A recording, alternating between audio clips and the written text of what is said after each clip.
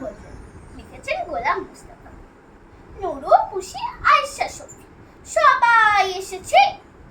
আমবাগিচার তলায় যেন তারা হেসেছে।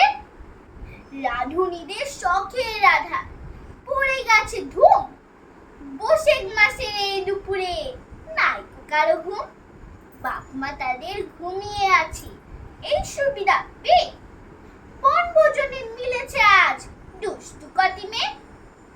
কেউ এনেছে আঁচল ভরে কুড়িয়ে আমের গুটি, নারিকেলের মালা হাড়ি কেউ এনেছে দুটি।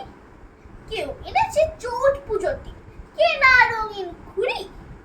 কেউ এনেছে ছোট্ট বুটি, কেউ এনেছে ছুরি।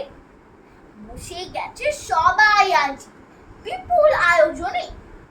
ব্যস্ত সবাই আজকে তাদের ভোজের নিমন্ত্রণে।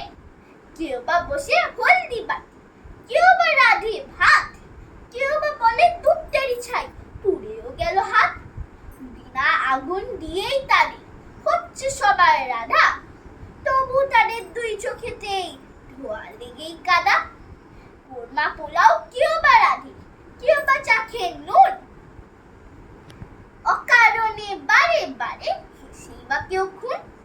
রান্না তাদের শেষ হলো যে গিন্নি হলো নুরু।